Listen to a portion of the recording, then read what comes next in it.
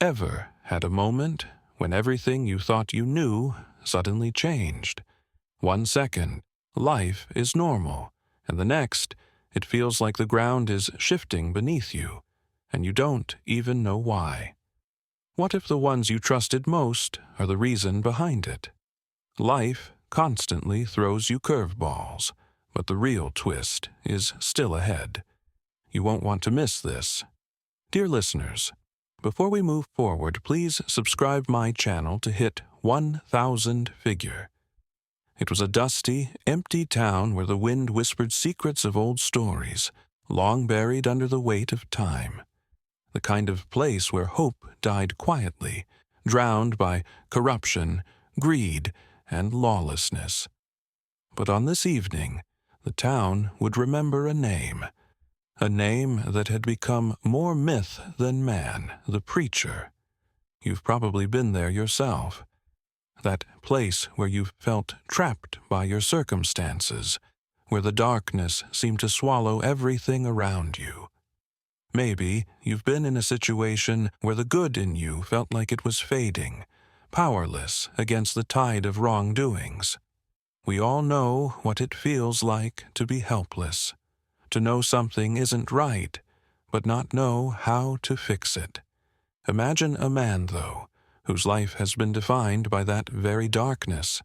His purpose is clear, his mission set, yet there's something about him that doesn't quite fit. A man who seems less like a person and more like a force of nature. He's not there to save anyone. He's not there to make friends. He's there to fix what's broken. The preacher stands outside the saloon, the weight of his past trailing behind him like a shadow. For him, it's never about redemption. It's about retribution. The lawmen of the town, corrupt and vile, had long ruled with an iron fist. They'd pushed too far this time, turning the town into a living hell for anyone brave enough to resist. The wind picks up as the preacher enters, his boots echoing in the empty street. It's a haunting sound. His eyes are cold, but underneath the surface, there's a fire, a purpose that burns brighter than the sun. But before he takes the next step, there's a pause. And it's not just a pause in the story. It's a pause that hits deep. Have you ever felt that moment when something inside you clicks? When you know that every decision, every choice, has led you to this one pivotal point? This was the preacher's moment. The moment he knew he couldn't walk away. You can almost hear his inner voice, as though the ghosts of his past are whispering in his ear, urging him forward. And so, the preacher takes his first step into the saloon. He doesn't need to say a word. The men inside can feel it. The tension in the air thickens. The saloon's dusty air feels like it's holding its breath. Each man inside knows what's coming, but none of them move. Fear is a strange thing. It paralyzes when you know there's nothing you can do.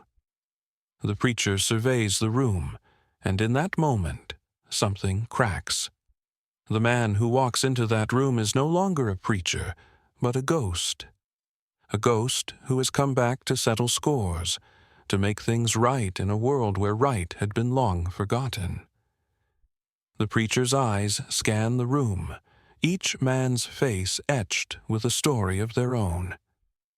Some wear the smug confidence of the corrupt, while others have the look of men who've long since given up on right and wrong. To them, the preacher is nothing but a nuisance, a man with no place in their world of money, power, and fear. But to him, this is personal. You know that feeling when someone crosses a line, when they take something from you or from the people you love, and it feels like your whole world has been flipped upside down. Maybe it was a lie, a betrayal, or an injustice that you could no longer ignore. The preacher knew that feeling well.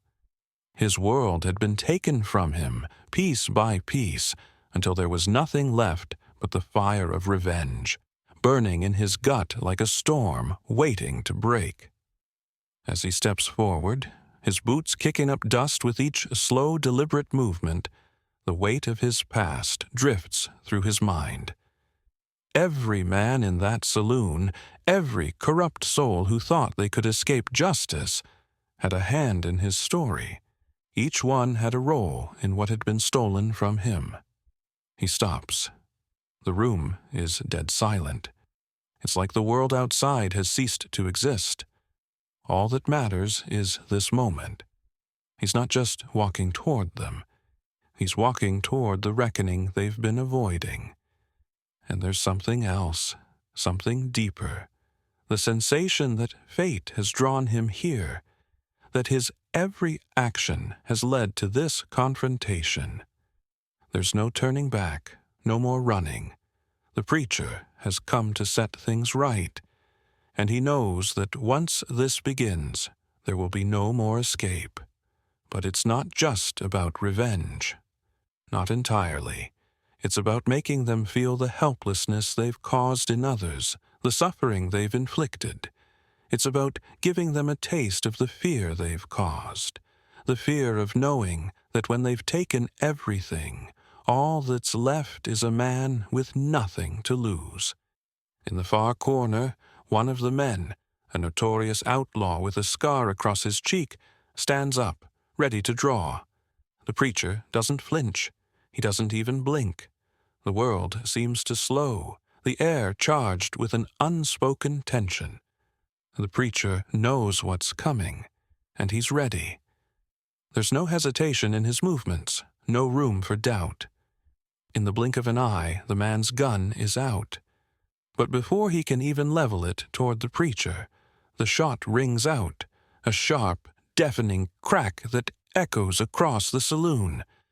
The preacher's hand is already back at his side, his gun holstered, the outlaw's body crumpling to the ground in a heap. The others freeze. This isn't a man they can defeat. This isn't a man they can scare away with threats or bullets. The preacher is something else, something they should have feared long ago. Now, there's no going back for them. This is no longer about them winning. It's about him claiming what's his, and they can feel it. The preacher is more than just a man.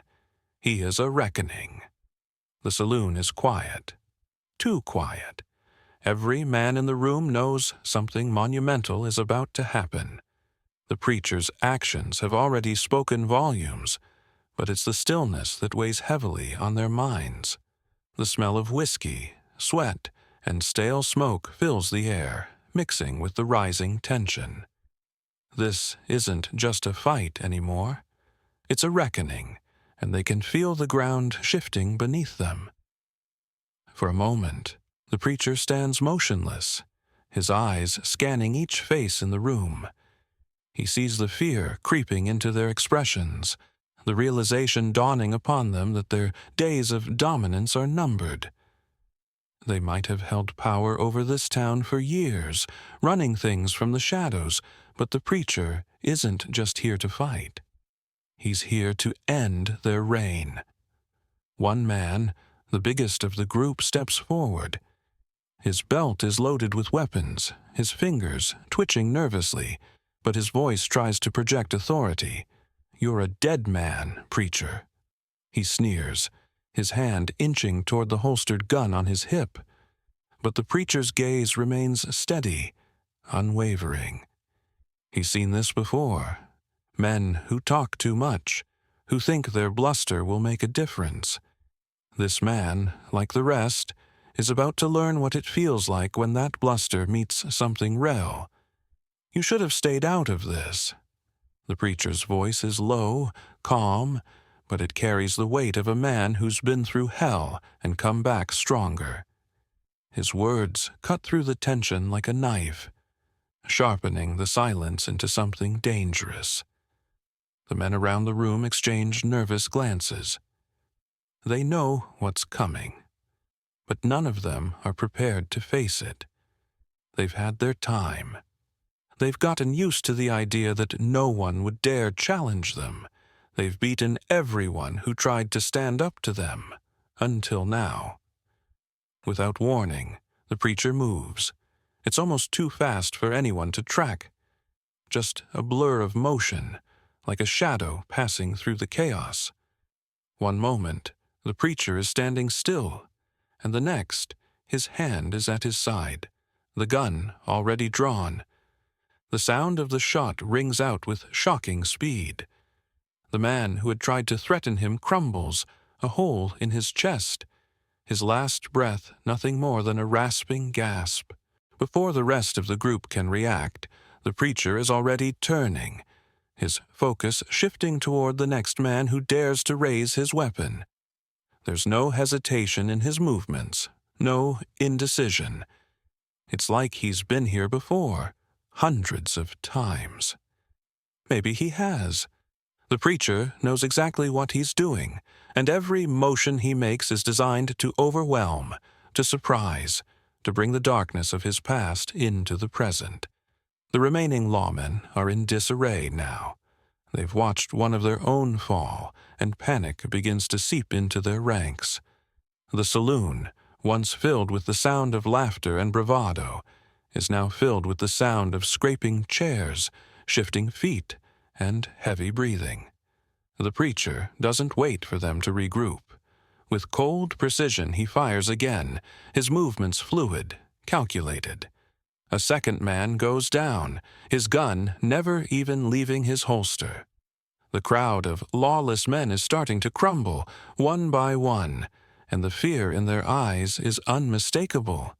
They're not fighting him. They're running from him, and they know it. But it's not just the speed with which the preacher takes them down that strikes fear into their hearts. It's the sheer inevitability of it. Every time the preacher draws his gun, it feels like a sentence being handed down. It's like watching a ghost from the past walk into your life, bringing with it the kind of reckoning you can't outrun. One of the remaining men, younger and quicker than the others, tries to rush the preacher, hoping his speed will be enough to get the drop on him. But again, the preacher is already 2 steps ahead. Before the man even clears his holster, the preacher's gun is already aimed at him, and the shot rings out with perfect accuracy. The man falls, his body sliding to the floor with a thud. The preacher's calm demeanor never falters. His eyes never leave his target. The air in the saloon grows thick with the smell of gunpowder and death. The remaining men are starting to see the truth in their final moments. They have lost, and there's no one to blame but themselves. The saloon is still now, too still. The gunfire has stopped. The men are gone, their reign cut short by a figure who moved through the room like death itself, leaving nothing behind but destruction. The preacher stands in the center of it all, breathing heavily but steady, his eyes never leaving the bodies at his feet. This was his moment. This was his final act of justice. With the echoes of gunfire still hanging in the air, the saloon is a graveyard of broken men. Silence settles like a heavy curtain, thick and suffocating. The few who remain alive, those who had wisely stayed out of the fight or hid during the chaos, now peer from the shadows, unsure of whether they are witnessing a hero's victory or a legend's dark reckoning. The preacher stands at the center, his back straight, his gun still smoking in his hand, and the weight of the world seems to settle on his shoulders. But something in his eyes, a depth of sorrow, betrays the calm exterior he so carefully maintains. He looks down at the bodies around him, each one a life he's taken, each one a piece of his past that he's left behind in the dust. The gun in his hand feels heavier now, as though it carries more than just the weight of his own actions. It carries the ghosts of his past, the ghosts that have followed him through every town, every fight, every battle he's fought with both his fists and his conscience. But no one dares to speak. No one dares to move. In the stillness, only the sound of the wind outside the saloon's cracked windows fills the void, a haunting reminder that the world continues to turn while this one man's war rages on. Then, a voice, weak but unmistakable, cuts through the tension. It's a woman's voice, soft, trembling, yet full of undeniable strength. "Preacher, you've done it. You've saved us." The voice comes from the far corner of the room, where Sarah, a woman who has lived in this town her entire life, now steps out from the shadows. She's been watching him from the beginning, unsure whether to trust the man who appeared out of nowhere. The preacher's legend had already preceded him, but even the stories couldn't prepare her for the raw power and the quiet devastation he carried with him. Now, standing amidst the destruction he's left behind, she sees it for what it truly is.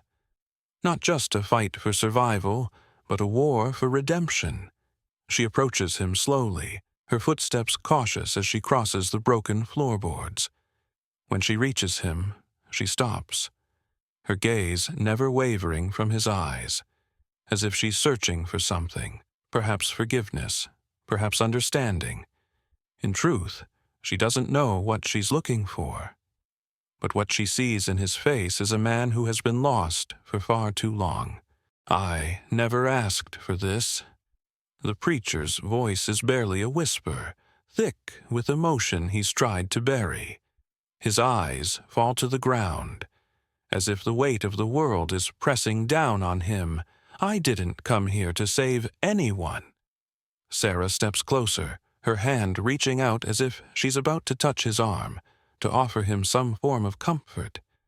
But she stops herself, unsure of what this man, a man whose reputation is forged in blood, truly needs. Instead, she speaks softly, her voice full of compassion. "You didn't ask for this, but you did it anyway. You gave us a chance. You brought justice where there was none."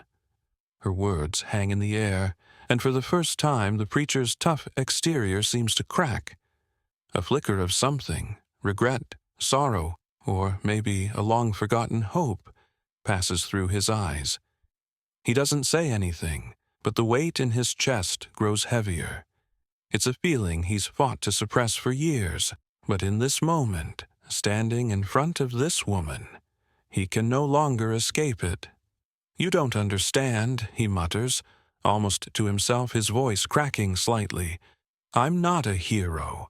I'm not the man you think I am.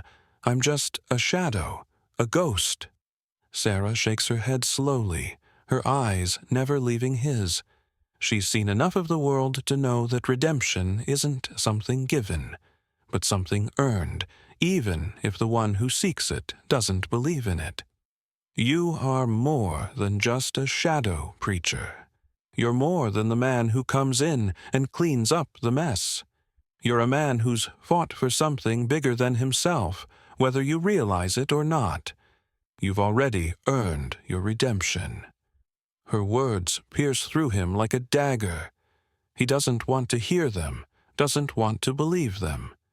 He spent his life avoiding any notion of redemption, believing that his past is too stained for anything to change. He's done things, unspeakable things, that can never be undone. But Sarah doesn't see it that way. She sees a man who has fought his demons for so long, but who still stands tall, despite the darkness that surrounds him. She sees the preacher, not as a ghost, but as a man who is capable of more than violence. Maybe not today, maybe not in this moment, but someday. The preacher's hand tightens around his gun, the cold metal offering him a momentary sense of control. But then something in his chest shifts. The pain, the regret, the ghosts, they all seem to linger, swirling inside him, until it feels like there's no room left for anything else. And for the first time in years, he allows himself to feel it, the weight of what he's done, the burden of what he's lost, and the faintest glimmer of hope that maybe, just maybe, he can still find something worth fighting for. "I've done what I came here to do," he says, his voice low and rough, "but that doesn't mean I'm done." Sarah nods slowly, understanding. She knows what he means. The town may be saved, but the preacher's journey is far from over. His past is still there, lingering in the shadows, waiting for him to confront it. As the preacher turns to leave, his steps heavy but determined, Sarah watches him go, knowing that this moment, the final showdown, wasn't the end of his story. It was just the beginning. The sun begins to set behind the dusty hills, casting long shadows across the town. The saloon, now quiet and still, stands as a monument to the violence that had once consumed this place. The bodies of the corrupt lawmen have been cleared, and the bloodstains on the wooden floor are starting to fade. But even as the town begins to rebuild itself, one question hangs in the air. Who is the preacher, and what happens next? The preacher is gone, slipping silently into the night, as mysterious and as elusive as he had arrived. For Sarah and the rest of the town, his departure is a bittersweet one. They are free now, but the price for that freedom was steep, paid not just with blood, but with the heavy burden of knowing that no hero, no matter how legendary, can ever truly escape their past. As the days pass, the townsfolk begin to whisper of the preacher's legacy. Some see him as a savior, the man who brought justice to a place that had none, while others wonder if he was simply a ghost who came to collect his final dues. His actions have sparked something in the people, a hope that maybe, just maybe, they too can stand up to the darkness in their own lives. But even as the town rebuilds, Sarah can't shake the feeling that the preacher's journey is far from over. She knows that the man who walked through these doors, brave, broken, and burdened by a past that never truly lets go, is still out there.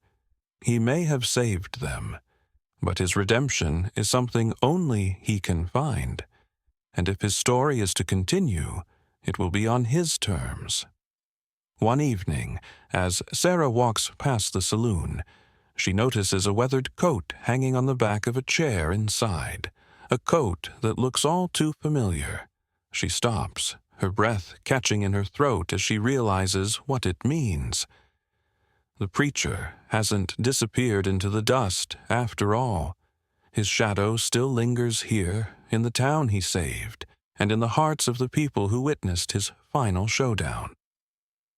The coat is a symbol, a silent reminder that the battle between good and evil, redemption and damnation, is never truly over. The preacher may have left this place behind, but his legend lives on in every corner of the town, and in the minds of those who still whisper his name in the wind. In the years to come, the town will remember the preacher's visit, not as a mere chapter in its history, but as a defining moment, a story that will be told for generations.